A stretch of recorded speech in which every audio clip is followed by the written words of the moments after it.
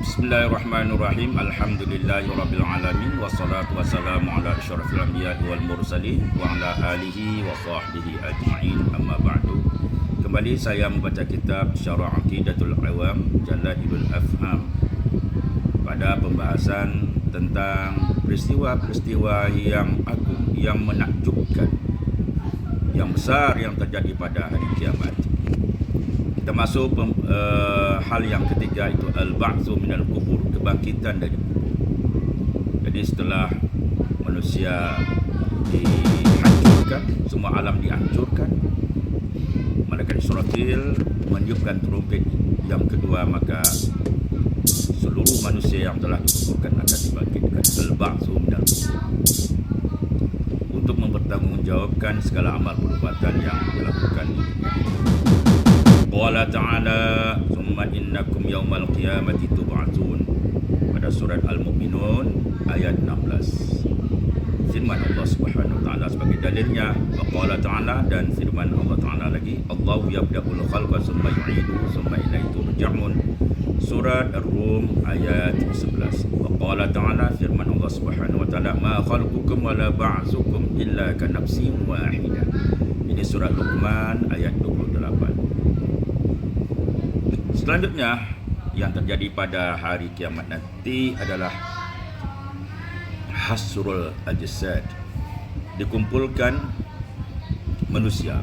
Setelah manusia dibangkitkan, dikembalikan ruh pada jasadnya, maka dia akan dikumpulkan pada suatu tempat, ilal mauqifi, pada suatu tempat, ba'dal ba'tsi, setelah hari kebangkitan. Jadi manusia nanti akan dikumpulkan, itulah namanya padang mahsyar yang kita kenal, padang yang luas, merupakan bumi yang baru yang tidak pernah diinjak oleh orang.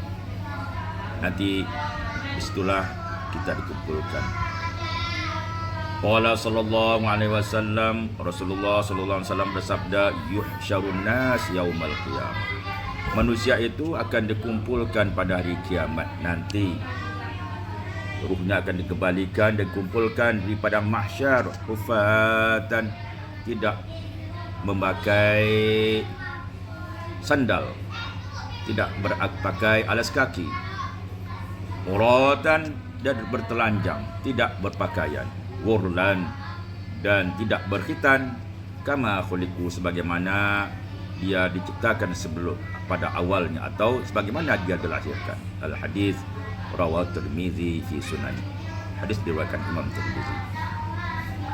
Wa qala sallallahu alaihi wasallam, sabda Rasulullah sallallahu alaihi wasallam, innakum lamahsyurun, sesungguhnya kamu semuanya akan dikumpulkan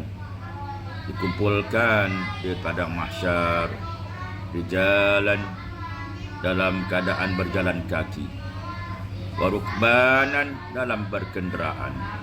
Padang mahsyar yang kita akan lalui selama 50 tahun.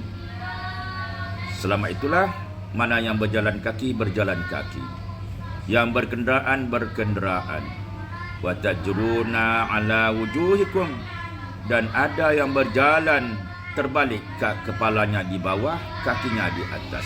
Ini tentu orang kafir. Jadi manusia akan dikumpulkan pada hari kiamat nanti, keadaannya seperti bagaimana, sesuai dengan amal ibadahnya yang dilakukan.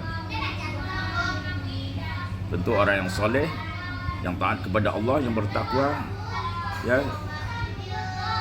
dikumpulkan dalam keadaan yang mudah dan singkat. Sebaliknya orang yang kafir, orang yang banyak dosa, dikumpulkan dalam keadaan susah, payah, dan dalam waktu yang lama. Wa qala sallallahu alaihi wasallam, sabda Rasulullah sallallahu alaihi wasallam, awwalu man yuksa yaumal qiyamah, orang yang pertama kali diberi pakaian, jadi semuanya telanjang, yang diberi pakaian pertama kali pada hari kiamat itu adalah Khalilullah alaihi salam, yaitu Nabi Ibrahim alaihi salam, kibtitain, dengan dua kain kibti. Kemudian yuksa Muhammadun sallallahu alaihi wasallam, kemudian baru diberi pakaian kepada Nabi Muhammad sallallahu alaihi wasallam hillatan hibratan, dengan pakaian indah, ayyaminil aras, di sebelah kanan aras, kama akhrajahu Ibnu Mubarak fi Zuhdi Tuhfatul Ahwazi pada juz yang ke-7 halaman 108. Wa qala al-Hafiz, mengomentari Al-Hafiz ini adalah Ibnu Hajar, la yulzamu min takhsisi Ibrahim alaihi salam bi annahu awwalu may yuksa, ya.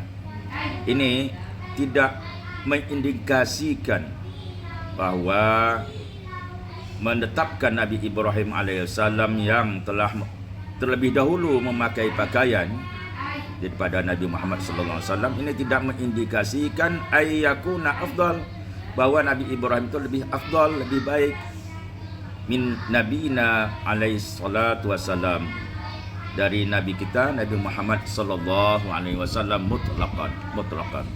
Jadi tidaklah kita menetapkan atau mengitikadkan bahwa Nabi Ibrahim itu lebih mulia dari Nabi Muhammad, bukan begitu. Tapi begitulah ketentuan Allah pada hari kiamat nanti, bahwa Nabi Ibrahim lah yang pertama kali diberi pakaian, kemudian baru Nabi Muhammad sallallahu alaihi wasallam. Demikian, wallahu a'lam bishawab.